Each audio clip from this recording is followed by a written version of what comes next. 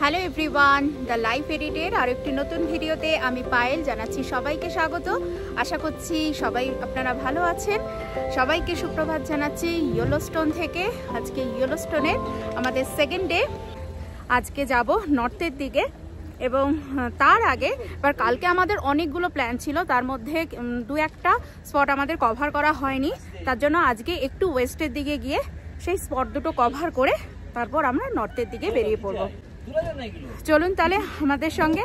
আর পেছনে ব্যাকগ্রাউন্ডে রয়েছে এই হোটেল। কালকে আমরা পুরো ট্রিপ কমপ্লিট করে এই হোটেলে এসে উঠেছি। এটা হচ্ছে ওয়েস্টগেট, ওয়েস্টগেট হোটেল। ওয়েস্টগেট হোটেলে আমরা উঠেছি, কালকে নাইট স্টে করেছি। আজকে রাতেও এখানে নাইট স্টে করবো, কাল সকালে এখান থেকে বেরিয়ে যাব। চলো, আমরা একটু জ্যামে পড়ে গেছি। তার কারণ হচ্ছে আমাদের আজকে বেরোতে একটু দেরি হয়ে গেছে। আমরা লাস্ট 3-4 দিন ধরে যে সকালে বেরোচ্ছিলাম, আর্লি মর্নিং বেরিয়ে পড়েছিলাম, যার জন্য এই প্রবলেমটা আমাদের ফেস করতে হয়নি। কিন্তু আজকে সবাই কালকে খুব টায়ার্ড ছিলাম, এর জন্য সকালে উঠতে পারিনি, জন্য কিন্তু জ্যামে পড়ে গেছি। আর জ্যামটা হচ্ছে ন্যাশনাল পার্কে, ইয়েলোস্টোন পার্কে ঢোকার জ্যাম। সামনে বড় গাড়িটা রয়েছে, আপনারা হয়তো দেখতে পাচ্ছেন না, বিশাল লাইন। এখানে দেখলে বুঝতে পারবেন। এই যে দেখুন, পুরো লাল হয়ে রয়েছে, পুরো এতটা রাস্তা কিন্তু জ্যাম পার্কে ঢোকার।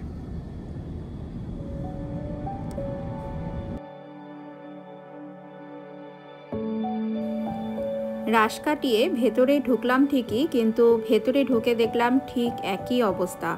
সামনে পেছনে বিশাল গাড়ির লাইন। একটাই শিক্ষা, ইয়েলোস্টোনে ঘুরতে আসলে কিন্তু সকাল সকাল বেরোতে হবে। এখন আমাদের ফার্স্ট ডেস্টিনেশন হচ্ছে মিডওয়ে গিজার বেসিন, আর তার যেটা সব থেকে বড় গ্র্যান্ড প্রিজমেটিক স্প্রিং ওখানে। আচ্ছা, একটা বিষয় আপনাদের একটু জানিয়ে রাখি, আপনাদের হয়তো মনে প্রশ্ন জাগতে পারে, আমার মনেও জেগেছিল যে হট স্প্রিং বা গিজারের মধ্যে তফাৎটা কি। এখানে আমি কালকে ভিডিওতে বা আগের ভিডিওতে আপনারা দেখেছেন প্রচুর আমি গিজার দেখিয়েছি। এবার গিজার আর হট স্প্রিং দুটোর মধ্যে তফাৎ একটু বলে রাখছি। প্রথমে বলি বেসিনটা কি। বেসিন হচ্ছে একটা সার্টেন এরিয়া যেখানে নাকি গিজারগুলো থাকে বা হট স্প্রিংগুলো থাকে, সেই টোটাল এরিয়াটা বলছে ওরা বেসিন। এবার হট স্প্রিং হচ্ছে যেটা ইরাপ্ট করে না, ইরাপ্ট করে না, সেটা হচ্ছে হট স্প্রিং। কিন্তু গিজার হচ্ছে ইরাপশন হয়। গিজার কিন্তু ইরাপ্ট করে, ওখান থেকে গ্যাস, তারপর জল ইরাপশন হয়। এই হচ্ছে তফাৎ, মূল তফাৎ গিজার আর হট স্প্রিং এর মধ্যে। তাই এখন আমরা যাচ্ছি মিডওয়ে গিজার বেসিনে, তার গ্র্যান্ড প্রিজমেটিক যে স্প্রিং সেটা দেখতে। অবশেষে জ্যাম কাটলো আর আমাদের গাড়ি ঊর্ধ্বশ্বাসে ছুটে চললো মিডওয়ে বেসিনের দিকে। দূর থেকে দেখা যাচ্ছে ধোয়া। প্রায় চলে এসেছি বেসিনের সামনে, আর বলতে বলতে কিন্তু ঢুকেও গেলাম মিডওয়ে বেসিনে।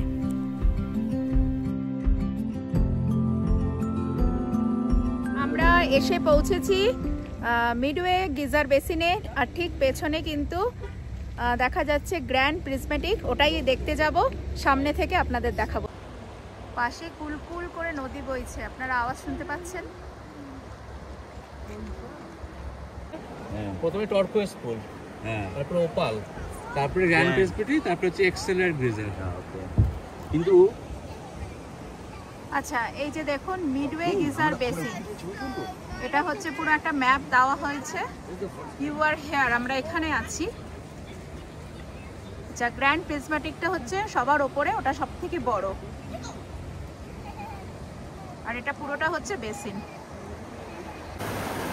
সামনে খেয়াল করুন, এই যে জলের ধারাটা বইছে, জলের ধারাটা বয়ে এসে এই নদীতে এসে পড়ছে। আর দূরেও এই যে এখানেও জলের ধারা, এই দুটোই কিন্তু গিজারের জল এসে নদীতে পড়ছে।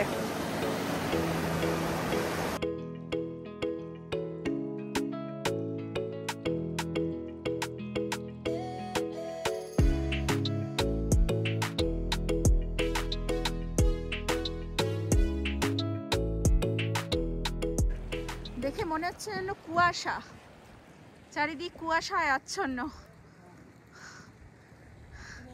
কিন্তু এটা ধোয়া। কিচ্ছু দেখা যাচ্ছে না, এত গরম জল নিচে। এক্সেলশন গিজার এটা 1890-তে 50 to 300 ফিট ওপরে উঠেছিল, huge. Then it is ceased, আর হয় না। Then again it erupted back in 1985, 47 hours ধরে চলেছিল, তারপর আবার এটা বন্ধ হয়ে যায়। কিন্তু এটা ডরম্যান্ট, কিন্তু এটা এমনই কে প্রেডিক্ট করতে পারে না কখন ইরাপ্ট করবে। It can erupt at any time. Okay, still it is boiling now, so everybody can see. দেখুন এটা এখনো বয়েল হচ্ছে, এখনো বয়েল হচ্ছে। আর যখন ইরাপ্ট হবে কত গ্যালন ওয়াটার? লাস্ট টাইম হয়েছিল 50 to 300 ফিট যখন লাস্ট হয়েছিল। সাংঘাতিক। এই হচ্ছে বহু প্রতীক্ষিত গ্র্যান্ড প্রিজমেটিক স্প্রিং। দেখুন কি বিশাল, এটা এখান থেকে বোঝা যাচ্ছে না, ড্রোন শট বা এরিয়াল ভিউতে খুব ভালো বোঝা যাবে এর কালারটা, কিন্তু ধোয়া দেখে কিন্তু আমরা প্রেডিক্ট করতে পারছি এর ভেতরের কালারটা কত সুন্দর। দেখুন এপাশে কালারটা একটু লালচে, তারপর নীল, এপাশটা সবুজ, অসাধারণ। কিন্তু এটা কালারটা আমরা এখান থেকে ধরতে পারছি না। আচ্ছা, এই দিক দিয়ে দেখুন কালারটা, এই দিক দিয়ে কিন্তু কালারটাকে বেশি ভালো করে স্পট করা যাচ্ছে।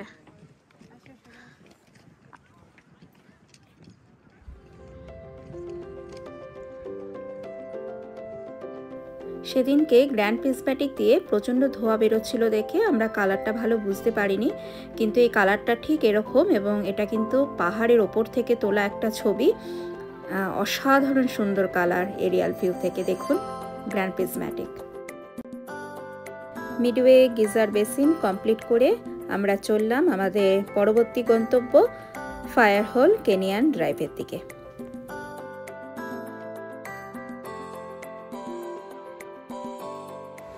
আমরা এখন রয়েছি ফায়ারহোল ক্যানিয়ন ড্রাইভে।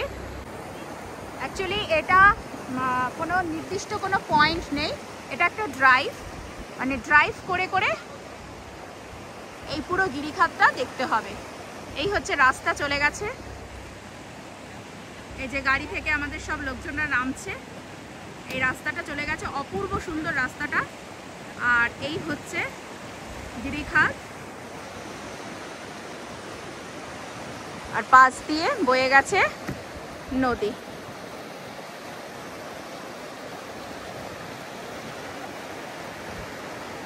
এই যে ড্রাইভ, এই ড্রাইভটাকেই বলা হয় ফায়ারহোল ক্যানিয়ন ড্রাইভ, মানে ক্যানিয়নের পাশ দিয়ে ড্রাইভ করছে। আচ্ছা, এটা হচ্ছে ওয়ান ওয়ে রাস্তা, একবার ঢুকে গেলে কিন্তু ব্যাক করা যায় না। রনি রায় নিচে গেছে, আমি তো নিচে নামবো, কিন্তু আমার তো ভয় করছে নিচে নামতে। দাঁড়ান, ক্যামেরাটা বন্ধ করে নিই।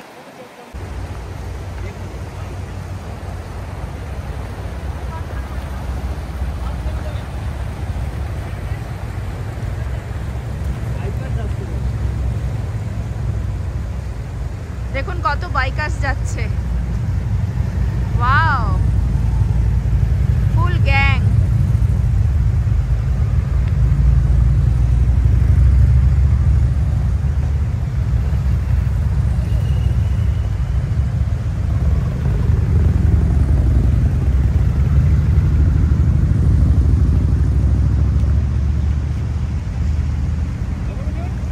অপূর্ব সুন্দর।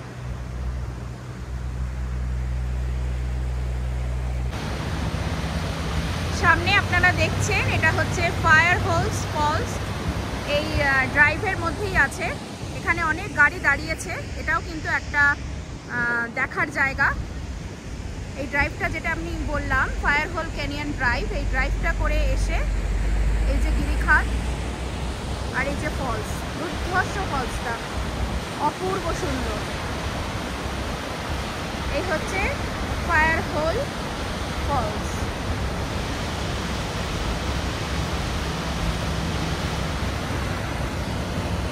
ফ্যান্টাস্টিক।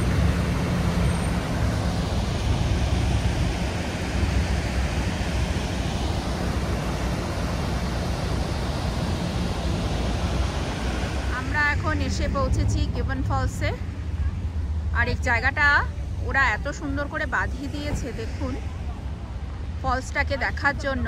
অ্যাকচুয়ালি রাস্তা কিন্তু এটা, আর এটা হচ্ছে পার্কিংয়ের দিকে যাচ্ছে। রাস্তা রয়েছে পাশে রাস্তা, কিন্তু রাস্তার পাশে কিছুটা অংশ সুন্দর করে বাঁধিয়ে দিয়েছে যাতে লোকজন হেঁটে ফলসটাকে উপভোগ করতে পারে। ফলসটা সামনের দিকে আছে, চলুন দেখাচ্ছি আপনাদের। এখন আমাকে নামতে হবে, আমরা একটু শর্টকাট নিয়েছি, আর শর্টকাটের রাস্তা কিন্তু সবসময় একটু টাফ হয়।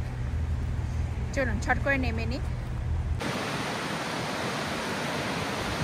এই হচ্ছে গিবন ফলস, খুব সুন্দর, এটা কিন্তু খুব ফেমাস এখানকার, খুবই ফেমাস। আর নিচ দিয়ে বয়ে গেছে ফায়ারহোল রিভার, দারুণ।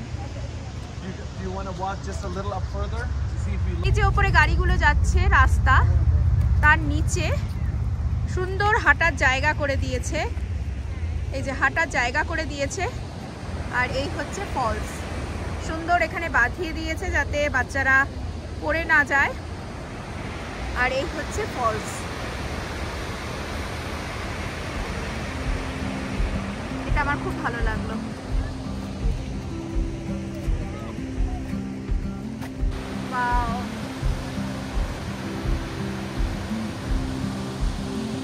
আমরা কিন্তু অনেক উঁচু থেকে দেখছি, অনেক উঁচু থেকে, বুঝতে পারছেন নিচে নদীটা কত নিচে। আর ওদিকে অপূর্ব সুন্দর, অপূর্ব, জাস্ট মানে ভাষায় প্রকাশ করা যাচ্ছে না, এত সুন্দর লাগছে। আমার এমনিতে পাহাড় খুব ভালো লাগে, আমি খুব পাহাড় ভালোবাসি।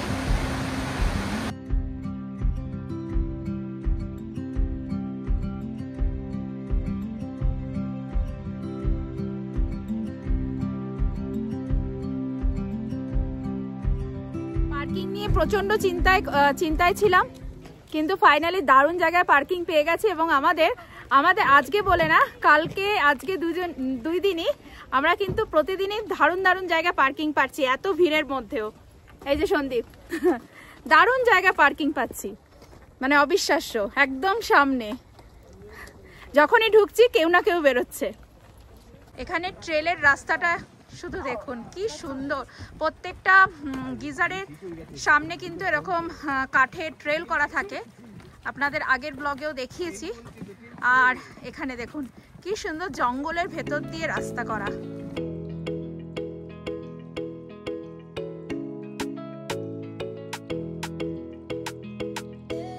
সামনে যে গাইড ছিল সে বলল এই ট্রেলটা হচ্ছে হাফ মাইল ট্রেল করে যেতে হবে পেইন পটের দিকে। তাই আমরা হাঁটছি এখন, আর যে কোনো হাঁটাতেই, আমি হাঁটতে অত ভালোবাসি না। এই গাছটার অবস্থা দেখুন, গরমে পুড়ে গেছে। এটার নাম হচ্ছে ব্লাড গিজার, তার কারণ হচ্ছে আগে, এখন নয়, আগে এটার মধ্যে মানে আয়রন অক্সিডাইড বেশি থাকতো, তার জন্য যখন জলটা ছিটকে পড়তো তখন চারিদিকটা লাল হয়ে যেত আয়রনের জন্য, তার জন্য হয়তো লাল দেখাতো, তার জন্য এটার নাম হয়েছে ব্লাড গিজার। দেখুন দেখি আবার সামনে আর একটা গিজার, কত গিজার দেখবো। বাহ, এই জলটা একদম পরিষ্কার। আমরা ওই নিচ থেকে হেঁটে ওপরে এসেছি, আরও ওপরে যেতে হবে। আমরা একদম ওপরে চলে এসেছি, একদম ওপরে। দূরে দেখুন পাহাড়, ভ্যালি, ওখানে মেঘের ছায়াও পড়েছে। এই হচ্ছে আর্টিস্টিক পেইন্ট পট, তার কারণ হচ্ছে এখানে অনেকগুলো দেখুন গিজার রয়েছে এবং এক একটা গিজারের এক এক রকম রং। এখন হয়তো রং অনেকটা কমে গেছে, যেমন এটা ব্লু, তারপর এদিকে এটা হচ্ছে রেড, মানে ওই হ্যাঁ, এদিকে হচ্ছে হোয়াইটিশ, মানে এই মানে ওটাই বক্তব্য আর কি। মানে পেইন্ট পটগুলো যারা ছবি আঁকে পটের মধ্যে কালারগুলো রাখে না, কালারগুলো রেখে ছবি আঁকে, সেটাই মানে হ্যাঁ ওইখানে আবার অন্য একটা কালার। এবার আমরা নিচে নেমে যাব, হয়ে গেছে আমাদের।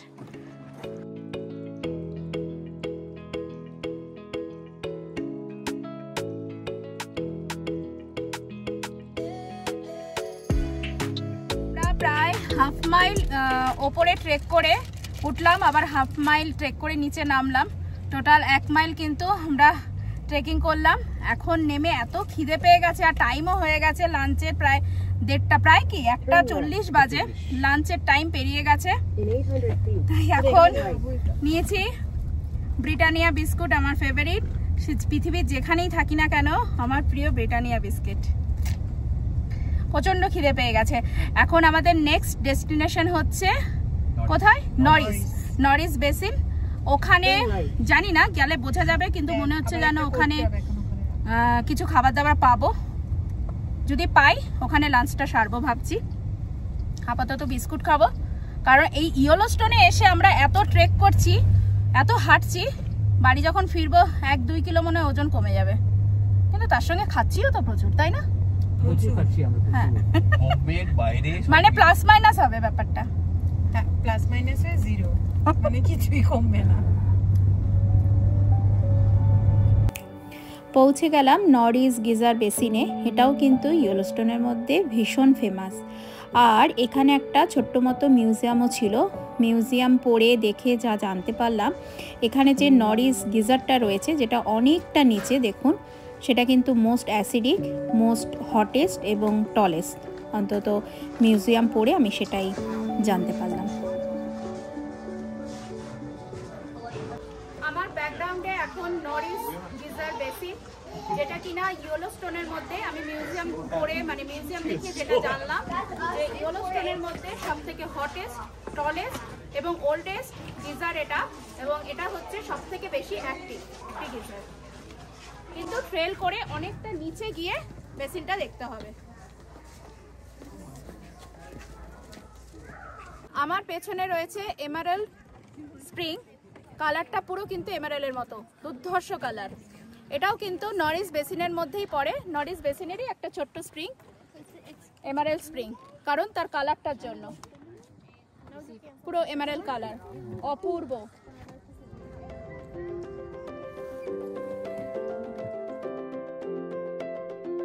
আমাদের সকলেরই আশা ছিল নরিস গিজার বেসিনে হয়তো কিছু খাবারের দোকান টোকান পাবো, কিন্তু আমরা সেরকম কিছু পাইনি।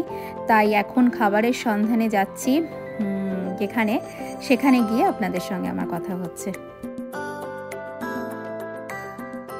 আমরা খেতে এসেছি রোজবেল ভিলেজে ক্যানিয়ন ইটার বলে একটা রেস্টুরেন্টে। রেস্টুরেন্ট বলবো না, এটা ফুড কোর্ট, বেশ বড় সড়ো।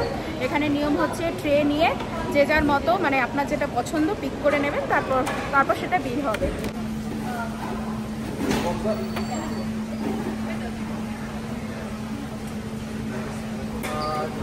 White rice,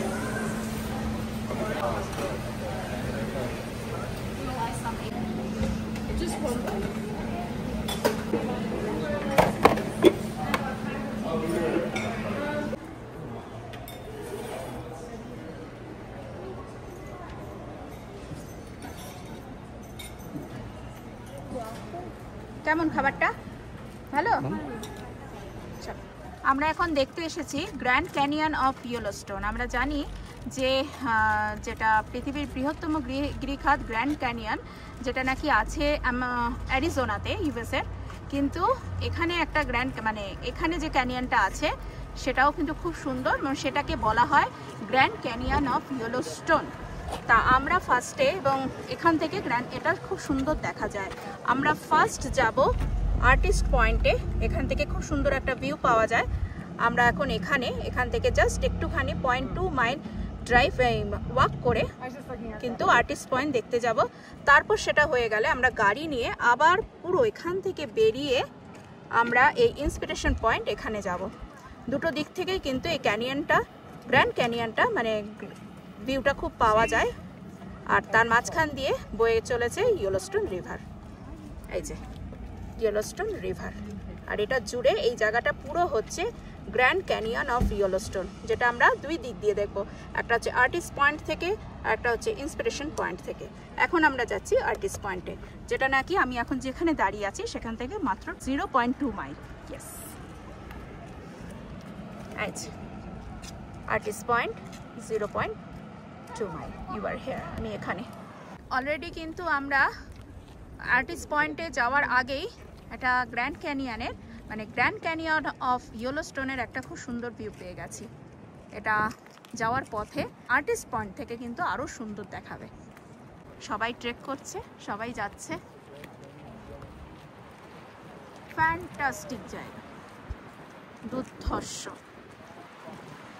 wow, just wow.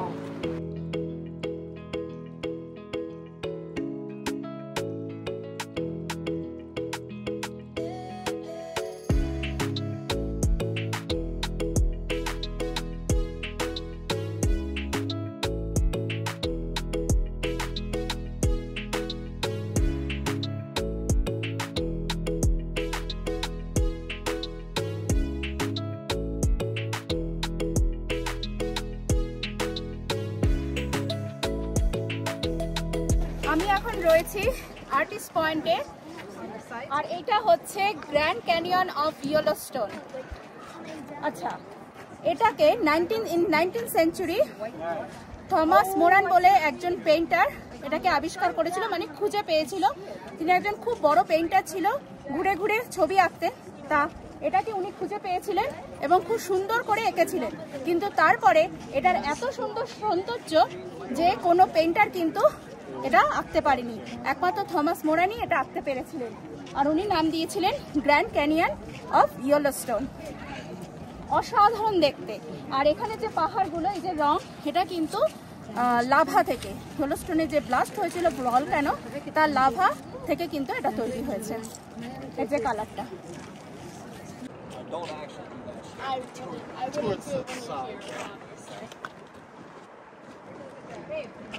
Artist point থেকে আমরা গ্র্যান্ড ক্যানিয়ন অফ ইয়েলোস্টোন দেখে এখন যাচ্ছি ইন্সপিরেশন পয়েন্টে। ওখান থেকেও কিন্তু এই গ্র্যান্ড ক্যানিয়ন দেখা যায়, মানে গ্র্যান্ড ক্যানিয়ন অফ ইয়েলোস্টোন দেখা যায় অন্য সাইড দিয়ে। সেটার দিকে এখন যাচ্ছি। আর কেমন লাগলো নন্দিতা, বল। দারুণ দারুণ, মানে বলে বোঝাতে পারছি না, ভাষা নেই। ভীষণ সুন্দর, ভীষণ সুন্দর, বিউটিফুল, সত্যিই তাই।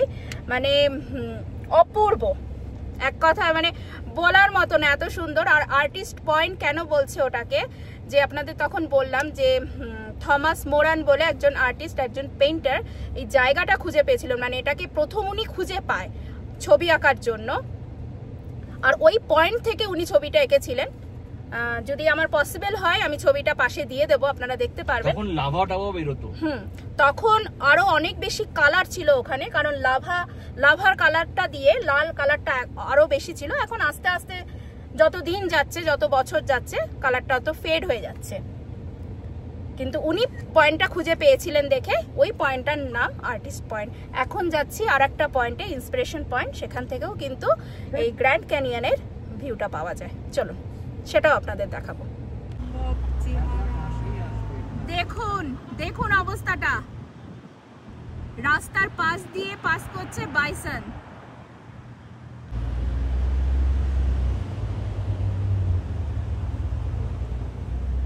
একদম পাশ দিয়ে যাচ্ছি বাইসনের।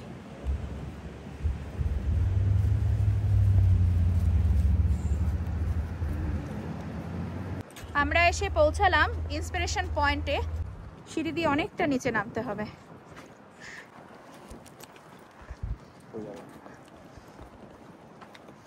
এই হচ্ছে ইন্সপিরেশন পয়েন্ট, যেখান থেকে কিন্তু এই গ্র্যান্ড ক্যানিয়ন অফ ইয়েলোস্টোনের প্যানোরামিক ভিউটা পুরো পাওয়া যায়। দেখুন,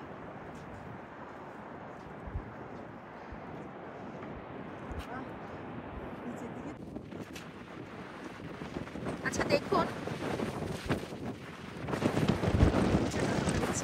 যে খেয়াল করুন, আমরা যখন আর্টিস্ট পয়েন্টে গিয়েছিলাম তখন এই ফলসটা আমরা দেখতে পেয়েছি। এই যে ফলসটা, আমি জুম করছি, এটা কিন্তু এখন অনেক দূরে। ওই ফলসটা থেকে যে নদীটা এসেছে, ওই গিরিখাত দিয়ে বয়ে বয়ে এই যে বয়ে যাচ্ছে। আপনারা খেয়াল করুন, এখানে লাল রঙগুলো দেখতে পাচ্ছেন, আমি জুম করে যতটা পারছি দেখাচ্ছি আপনাদের। এই লাল রঙগুলো কিন্তু লাভা, মানে লাভার কালার। যখন এখানে অগ্নুৎপাত হয়েছিল সেই কালার, আজ থেকে 640,000 বছর আগে। এই যে এখানেও কালার রয়েছে লাল, এগুলো কিন্তু সেই লাভার কালার। এখন কালার অনেক ফেড হয়ে গেছে, তো আগে এটা পুরো লাল ছিল, আর ওপরে এই গাছপালাগুলো কিছুই ছিল না। আজকের ভিডিও কিন্তু এই পর্যন্তই।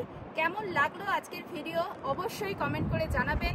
যদি ভালো লাগে একটা লাইক করবেন, আর আমার চ্যানেল দ্য লাইফ এডিটকে সাবস্ক্রাইব করে আমার পাশে থাকবেন। দেখা হচ্ছে পরের ভিডিওতে, ততক্ষণের জন্য টাটা, লাভ ইউ, সবাই খুব ভালো থাকবেন। Grand canyon of Yellowstone.